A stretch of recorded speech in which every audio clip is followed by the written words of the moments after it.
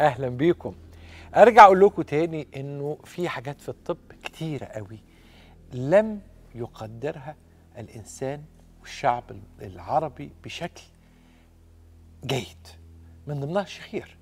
الشخير من الحالات المرضيه اللي كانت بتعتبر في التراث شيء طبيعي، وكنا حتى لما بنفوت في الشوارع واحنا صغيرين في الثمانينات الكلام ده ونلاقي مكتوب مثلا عياده النوم، نتريق بينا وبين بعض. يعني ما كناش لسه دخلنا كليه الطب ساعتها في الثمانينات. النوع بقى هو النوم كمان له عياده، ده مش عارف ايه، ده طلعت حاجه مهمه قوي. لما دخلنا كليه الطب بدانا نفهم، ومع تقدم السنين بقت دي عياده اساسيه في كل الكليات. عياده النوم، عياده امراض النوم وعلاج امراض النوم دي مهمه جدا. الشخير يا جماعه له تاثير سلبي جدا على المجتمع. الراجل اللي بيشخر يعني معناها انه مفيش اكسجين داخل كويس جدا اثناء النوم لجسمه، وبيصحى مصدع، فهتلاقيه راح الشغل مش قادر يركز لسه في الشغل. هو ده الموظف اللي انت بتدخل عليه في بدايه اليوم وانت رايح كلك حماس بورقك في اول اليوم ونفسك ورقك يخلص، فتلاقيه رد عليك رد مش كويس. معلش فوت علينا بكره يا سيد. الحمد لله الامور بتتحسن ومصر الجديده احلى واجمل والدنيا ماشيه، لان احنا عندنا اداره قويه فماشيه بتحسن وبتقدم كبير. لكن ده كان بيحصل زمان، وفي التراث جزء منه لسه موجود الحقيقه، جزء كبير، جزء من الاهمال الصحي للناس اللي بينعكس على ساعات اقول ايه، الراجل ده محدش داري بيه فعلا. الراجل اللي انت بتتهمه ان هو صدع ومش قادر يرد عليك ورد عليك اجريسيف. ويمكن احنا شفنا حادثه قريب، حادثه كده تعدي مرور الكرام على الناس، اللي هو ايه، واحد داخل، مش شرط، انا ما بتكلمش على حادثه معينه لكن ده بيتكرر. واحد داخل مصلحه فبيتعامل كعميل وبيتعامل مع خدمه عملاء بتاعه المصلحه دي، انا مش قصدي على حاجه معينه عشان ما حدش يزعل، وحصلت خناقه بينهم. ما حدش فكر ليه بعض الناس بتتخانق من غير ما تعرف بعض. واحد معادي واحد وبينهم عداوه فتقابلوا في يوم وتنافس ومش عارف ايه فتخانقوا. في اسباب، هم غلطانين بس في اسباب. لكن شيء غريب وعليه علامه استفهام ان انسان يتخانق مع انسان ويضربه ويحصل عراك بينهم، معركه، وهم ما يعرفوش بعض اساسا، من 5 دقايق بالظبط ما يعرفوش بعض. ده شيء عجيب جدا. فده يخليني اقول انه اكيد في خلل نفسي، ده جزء نفسي والطب النفسي اتكلمنا، لكن في كلام عضوي. لو بحثنا في الشكل العضوي هل ده نام كويس؟ يقول لك لا ما نمتش، اصل ما نمتش، معلش يا جماعه انا كنت متنرفز ما نمتش كويس. ما نمتش كويس ليه؟ عشان عندك اعواج في الحاجز الانفي، عشان عندك صعوبه في التنفس اثناء النوم، عشان عندك شخير. هو ده اللي معصبك. انا عصبي فعلا على طول، ده انا ما بطقش كلمتين على بعض، ده لما بيجي حد يكلمني في التليفون بس عايز اقفل معاه.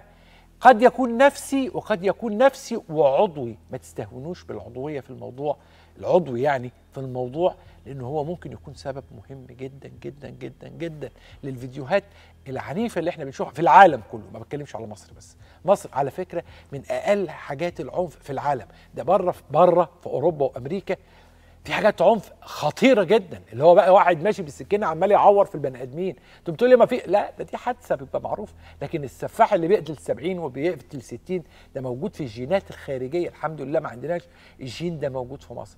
خلينا نرجع لحوارنا النهارده والممتع مع ضيفي العزيز المبدع.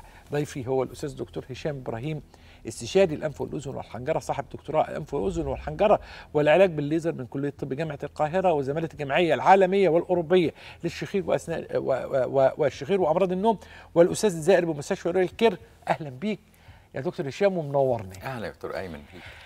مرضاك، انا هسالك سؤال قبل ما ندخل الحلقه. المريض اللي جاي لك عنده بيشتكي من شخير، وطبعا انت ما شاء الله بيقعد في العياده بينتظر شويه، بيتعصب ولا مريض الشخير؟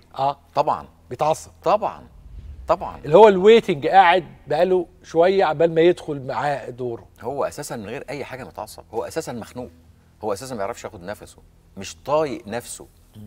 اقول لحضرتك على حاجه، انا اللي متابعيني على اليوتيوب والبيج عندي، انا قريب جدا هننزل العيان ده قال كام جمله الحقيقه في منتهى الخطوره ومنتهى التاثر.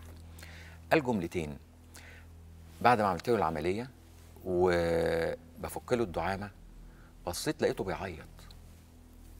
يعني بتعيط ليه؟ قال لي بعيط عشان انا بقالي 30 سنه تعبان، وبقالي 30 سنه زوجتي اللي قاعده جنبي دي بظلمها. قلت له بتظلمها في ايه؟ بتعصب عليه. بتعصب عليه. 30 سنه متعصب على اولادي، 30 سنه متعصب على زوجتي. ال10 ايام الاخرانيين اللي بعد ما مناخيري فتحت والهواء دخل جوه حلقي، انا بقيت شخص تاني في ال10 ايام دول، وبقيت هادي وبعتذر لهم وهعوضهم على السنين اللي هي كان اسلوبي معهم وحش. ده الاكتر من كده، وهو بيعيط بالدموع. والله اللي متابعني هيشوفوا الفيديو ده. قال انا علاقتي بربنا الفتره اللي فاتت كانت سيئه جدا. صح. ودي حاجه كانت الحقيقه يعني فاجئتني. يعني حتى الشخير والخنقه وكتمه النفس بتخلي الواحد من كتر ما هو متعصب مجهد، ما بيقدرش يروح يصلي. مش قادر يروح فعلا.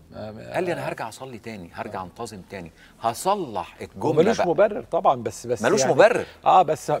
بس يعني اقول يعني ايه، يعني لازم نضع في الاعتبار العوامل دي كلها. قال هصلح علاقتي مع ربنا تاني. الحقيقه يعني انا فوجئت جدا بالجملتين دول. فده مصداقا للكلام بتاع حضرتك، ان العصبيه وعدم النرفزه وعدم النوم والتنشن اللي الشخص بيبقى فيه بيأثر على حياته بطريقه غير طبيعيه وغير حد يقدر يتخيلها. الامريكان لما بيعملوا افلام بيعملوها بحرفيه عاليه، خصوصا الناس المحترفين. هو للاسف على فكره يعني الناس برضه لازم تفهم ان السينما الامريكيه في ازمه كبيره جدا من اول 2013 و14 زي المصريين، بس بيعملوا برضه زي المصريين. زي ما مصر بتطلع حاجات لمروان حامد كده فجاه، بتطلع تامر محسن فجاه يطلع حاجات حلوه، ان في شويه عباقره موجودين في مصر. امريكان برضه عندهم كده. يقوم لما يعملوا فيلم حلو يعملوا ايه بقى؟ يجيبوا واحد، عايزين يجيبوا واحد مثلا بيعاني من مشكله عقليه، نوع من الغباء والبله، لازم يطلعوا عنده مشكله في التنفس وهو بيتكلم. يعني شوف الحرفنه بقى. يطلعوا عنده مشكله كانه اخنف، كانه مش قادر ويطلعوه لو بينام. يعني هو حد بيصحيه بقى في افلام يعني كده يطلعوه بيشخر. يطلعوه بيشخر عشان يربطوا. طبعا يربط. لا ده هم حريفه قوي. ملاحظه هايله، حريفه جدا جدا في الفكره دي. ان هم يطلعوا البني ادم او الست الغبيه بيربطوها بكده. بس خد بال حضرتك، عمرهم ما يربطوا بحاجه زي كده وهو مش متاكد ان في ارتباط. يعني مش بيعمل. لا دول بيدرسوا بالظبط كده. لا بدراسه. دراسه بالظبط كده. لا ده هم عندهم المورفولوجي بتاع الوش نفسه. بيجيبوا مثلا عايزين يعملوا فيلم يطلعوا ايديوت، يطلعوا بلهاء، واحد ابله، فيعملوا له مورفولوجي شكل مميز جدا. تعالى بقى نبص للضغط والسكر. ايه علاقته بقى بالشخير؟ الضغط والسكر ده يعني الابحاث الحديثه جدا اثبتت ان مريض الشخير لازم يتاثر، عنده مشاكل كاعراض جانبيه للشخير، مشاكل في القلب، مشاكل في الضغط، مشاكل في السكر. واحنا يعني زي ما بنقول احنا درسنا الحاجات دي وفي الحلقات اللي فاتت، وقلنا ازاي ان مريض الشخير الضغط بتاعه بيتاثر. ده الاكتر من كده كمان، ان كتير جدا من العيانين بعد العمليه، طبعا اللي هو الشخير اللي هو تايب 1، قصدي الهايبرتنشن تايب 1، اللي هو بعد العمليه بيجي لي يقول لي حاجتين. اول حاجه يقول لي ابتديت انتظم في ضغط الدم عندي، ما بحتاجش ان انا اخد ادويه خالص. واذا كان ضغط الدم عنده بقاله فتره طويله وعالي وغير منتظم، يبتدي ينتظم مع العلاج. مريض الشخير لازم يبقى عارف ان هو بيوصل لمرحله علاج الضغط بتاعه ما بيأثرش معاه 100%. دي من مضاعفات الشخير. من مضاعفات الشخير على طول الضغط بيبقى ملخبط. وانس ان هو الشخير انتهى واتعملت العمليه بتاعته، الضغط بيبتدي ينتظم يا اما بينتهي. طب انا عايز اروح لكمان حاجه مهمه قوي، لانه في ناس عندها اعتقاد ان هعمل عمليه الشخير دي هترجع تاني، هعمل عمليه الشخير هترجع تاني. هل ده حقيقي؟ ابدا ابدا، ما فيش عمليه شخير بترجع تاني نهائي ابدا. ليه؟ لان فكره عمليه الشخير اولا بنصلح الحاجز الانفي. عمرك حضرتك سمعت ان واحد مثلا ايده اتكسرت واتصلحت، وبعد ما اتصلحت وبقت تمام رجعت اتعوجت تاني؟ الا لو كسرها تاني. الا لو كسرها تاني او كانت العمليه غلط. هو بالظبط كده الحاجز الانفي. الحاجز الانفي لما بيتعمل مظبوط عمره ما يرجع تاني. طيب فكره عمليات الشخير ده احنا اللي باين قدامنا ده الشيفر، واحنا بنصغر بيه غضاريف الانف. طيب عمليات الحلق فكرتها ايه؟ ببساطه جدا عمليات الحلق فكرتها ان احنا بنعمل تجميل لسقف الحلق، ان احنا بنعمل فايبروزس او تليف في جزء من الحلق. هذا التليف عمره ما يرجع مره تاني، عمر ما الانسجه ترجع مره تاني حيه. استحال، او مش بلاش كلمه ما ترجعش حيه، عمرها ما ترجع تاني بالالاستيسيتي او بالمرونه اللي كانت فيها قبل كده. فعشان كده عمليات الشخير ما بترجعش. طب اللسان المتضخم، اعوجاج الحاجز الانفي كاسباب للشخير، اللوزتين المتضخمتين، اللحميه، كل دي اسباب، كل واحده ليها عمليه شخير تيلورد. بالظبط كده. شوف حضرتك سؤالك مهم جدا، وكتير جدا من الناس لما بتجيلي وبنعمل لهم المنظار واعمل لهم الفحص وابص الاقي عندهم مثلا يا اما 2 ليفلز او 3 ليفلز من الجراحات، سواء كانت في الانف او الحلق او منطقه اللسان وتحتيها. يسالني سؤال، طب يا دكتور ما نعمل الانف بس، ما نعمل الحلق بس؟ طبعا لما اقول له اجابتي بتقول ايه؟ استحاله ان العيان يتحسن لو عملنا له جزء من العمليه والجزء الثاني ما اتعملش. طب برضه ليه؟ لان موضوع الشخير عباره عن انبوبه فيها 3 سدات. لو ال3 سدات دول انا شلت سدتين، مش هقول واحده، لو شلت سدتين وفي نقطه في التيوب دي مسدوده، عمر ما الهواء هيدخل. هيفضل برضه النقطه الثالثه سد مجرى التنفس وكاننا ما عملناش حاجه. عشان كده الكي والتريك في موضوع الشخير ان احنا لازم نعمل دايجنوزس كويس جدا، تشخيص كويس جدا، وكل نقطه موجوده بتعمل سد في مجرى التنفس لازم تزال وتتحسن بنسبه 100%. العمليه بتعمل على مرحله ولا 2 ولا 3؟ لا مرحله واحده. مفيش عمليات شخير على مرحلتين و3 ابدا، مفيش حاجه اسمها كده. السؤال المهم يعني حتى لو العمليه فيها اكتر من ليفل، حتى لو فيها اكتر من مستوى في الانغلاق، طبعا كله بتعمل في مره لا واحدة. كله بتعمل في مرحله واحده. ما فيش عندنا حاجه اسمها النهارده اعمل لك عمليه وبعد 6 اشهر العمليه الثانيه. طب هو مش هيتحسن. هو متخيل حضرتك ان في حد عيان نعمل له عمليه شخير واقول له بعد 6 اشهر نعمل العمليه الثانيه وهو اساسا بعد العمليه الاولى ما اتحسنش؟ هيجي يعمل ايه؟ طب اذا كان العمليه الاولانيه ما حسنتنيش هدخل اعمل عمليه ثانيه؟ لا يمكن طبعا. مش الفكره عمليتين، هي فكره ان احنا لازم نحسن عيان الشخير. غرفه عمليات نفسها الشخير مختلفه عن غرفه العمليات التقليديه بتاعت الجراحات الاخرى. ده سؤال حلو بقى. يعني ما يسالوش الا دكتور يعني. شوف حضرتك، اكيد وخاصه في اخر 10 سنين تجهيز غرفه عمليات الشخير بيختلف عن تجهيز غرفة عمليات أنف وأذن عموما ويختلف عن تجهيز غرفة العمليات بصفة عامة في أي مستشفى. أنا ما بتكلمش في الماديات، لكن أنا بتكلم في نوعية الأجهزة اللي موجودة. عشان كده عيانين كتير جدا يجوا يقولوا لي يا دكتور هشام ما تيجي تعمل لنا العملية في مستشفى سين، مستشفى عالية جدا وفخمة جدا، بس ما ينفعش. ليه؟ لأن الأجهزة المتواجدة في حجرة عمليات الجراحات الشخير مختلفة تماما. يعني احنا عندنا مثلا مناظير كاملة، عندنا جهاز الراديو فريكونسي التردد الحراري، عندنا جهاز الكوبليشن، عندنا جهاز الشيفر، عندنا اللوبس اللي بتكبر العمليات. الأهم من ده كله الحقيقة التخدير ومناظير التخدير والتكنولوجي والطريقة اللي بنخدر بيها العيانين الصعب، لأن كل عيانين الشخير صعب تخديرهم. فأنت محتاج حاجتين، محتاج طبيب محترف في شغل الشخير، محتاج أجهزة نقدر ننيم بيها عيان الشخير، سواء كان فايبر أوبتيك، سواء كان الحاجات الريجيد. هو غرفة عمليات الشخير مختلفة تماما. حتى المساعد اللي بيساعدني لازم يكون محترف في شغل الشخير. حتى الممرضات محترفين في الكلام ده كله. البوست اوبراتيف اللي ما بعد عمليه الشخير اللي هي الريكفري، اللي احنا الاوضه اللي بينام فيها ويبتدي لمده ساعتين 3 وبعد كده يروح، كل حاجه مختلفه. كل حاجه مختلفه. لما نشوف عيان اللي بيعاني من الشخير ده، زي ما قلت لكم دي حالات مرضيه بس بيتسكت عليها سنين، زيها زي حاجات كتيره. مثلا يعني عندنا في الطب ناس كتير مثلا يقول لك انا عندي سكر بقاله 30 سنه، الضغط بقاله 20 سنه، عندي مشكله في الركبه بقالها 15 سنه، الشخير بشخر بقالي 20 30 سنه. مصر فيها حاجات دي بقى تاخد فيها مركز اول زي ما كده في الجراحه كنا لما نشوف مثلا طحال كبير قوي سموه ايجيبشن سبلين، لان هم ما بيشوفوش في حته تانية غير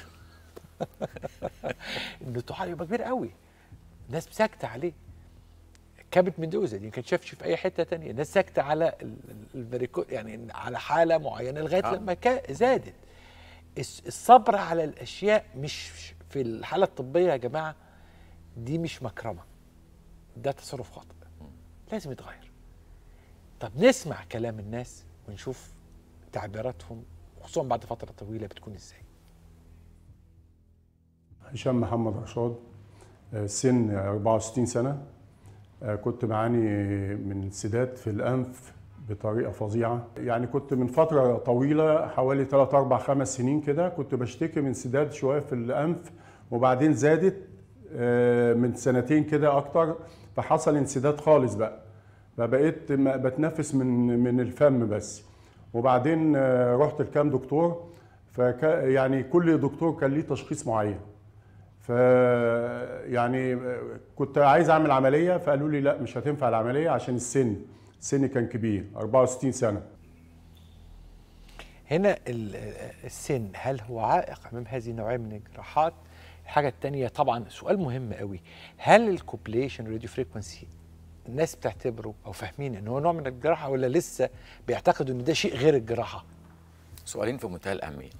اولا السن سؤال متكرر، والحقيقه بيجي لي ناس كتير جدا وبزعل جدا لما يجي لي حد يقول انا يعني اتقال لي ان السن عائق. يعني ايه كلمه السن عائق؟ يعني واحد عنده 70 سنه 75 سنه وبيموت وما بيتنفسش وما بينامش، ايه المشكله ان انا اعمل له عمليه؟ ده ايفن حتى لو هو عنده مشكله صحيه ان اوبرابل ان هو ما يدخلش اوضه العمليات، النهارده بيتعمل له بالبنج الموضعي. يا سيدي نحسنه 50%، يعرف ينام، يعرف يعني يكمل بقيه ايام حياته ان بيس. فطبعا السن الحقيقه من دي 1 لغايه دي يعني النهايه ما عندناش حاجه اسمها. احنا جبنا حالات كتير جدا، عملنا حالات كتير جدا لغايه 77 سنه و78 سنه عمليات شخير كامله باللوز، بسقف الحلق، بالحاجز الانفي، والعين بيتحسن، وكلها دوكيومنتد على اليوتيوب. دي حاجه. سؤال حضرتك الثاني اللي هو الكوبليشن والراديو فريكونسي، هل بيعتبروا من الجراحات؟ سؤال مهم جدا بتساله يوميا. هو يا دكتور هشام هتعمل لي عمليه بالجراحه ولا بالليزر؟ ما هي الليزر والكوبليشن ده جراحه. ما هو بالظبط كده. هتعمل لي العمليه بالجراحه ولا بالكوبليشن؟ الحقيقه البرنامج بتاع حضرتك احنا بنرفع فيه الثقافه الطبيه بطريقه يعني سريعه جدا الحقيقه. فبكرر من المره المليون ان التولز اللي احنا بنشتغل بيها اللي هو سواء كوبليشن سواء راديو فريكونسي سواء ليزر، كل دي اجهزه بنشتغل بيها شغل الجراحه. دي بالظبط بديل المشرط. هو ده اللي انا عايز اوصله للناس. المشرط كان بيقطع ودم والطريقه قديمه، لكن النهارده بنستبدله بطرق حديثه زي الكوبليشن زي الراديو فريكونسي، بيقطع بدون دم، بيقطع بدون حراره، بيقطع وبيلحم في نفس الوقت، مفيش نزيف، مفيش الم. كل يوم النهارده بيطلع حاجه جديده، لكن هي كلها تولز وادوات عمليات باجهزه جراحيه. هي كل الهدف دلوقتي في التكنولوجيا في العالم الجراحي هو استبدال يعني ادور على حاجه غير المشرط، اقطع بحاجه غير المشرط وغير الازميل في العظم، ادور على شيء يخفف الدمج اللي بيحدثوا الحالات الحاده، لان كل حاجه ليها حاجه. يعني ما زال المشرط هيفضل طول عمره موجود، المشرط ده اداه جراحيه مهمه جدا جدا جدا. هنسمع بعد المريض وهو بيكمل حكايته، لكن كالعاده الحوار معك ممتع ولا اريد ان ينتهي. اشكرك يا دكتور ايمن حبيبي، اشكرك شكرا جزيلا على زيارتك الجميله. ضيف العزيز المبدع دائما الاستاذ الدكتور هشام ابراهيم، استشاري الانف والاذن والحنجره واستشاري العلاج بالليزر وصاحب زماله الجمعيه العالميه والاوروبيه للشخير وامراض النوم، والاستاذ الزائر من مستشفى رويال كير بالخرطوم. كان ضيفي في واحده من حلقاته الراقيه جدا في عالم مثير. الانف والاذن والحنجره يظل عالم اسير مليء بالاسرار حتى على اهل الطب. هذا البرانش كان ولا يزال غرفة ذهبية مغلقة ينظر إليها المتخصصون الآخرون بمزيد من الإعجاب، وخصوصا أن كل حالات الأنف والأذن والحنجرة بترتبط ارتباط وثيق بفروع الطب الأخرى. حدث ولا حرج. ففي البطنة نحن في السكر وفي الضغط وفي اضطرابات القلب وفي الأزمات القلبية ننظر أيضا إلى الشخير. في الشست في الصدرية الالتهاب المزمن وعزمة الصدر ينظروا إلى الحاجز الأنفي وبرضه ينظروا إلى الشخير. تأثر النوم والمشاكل النوم والناس بتوع المخ والأعصاب ومش عارف إيه ينظروا للشخير.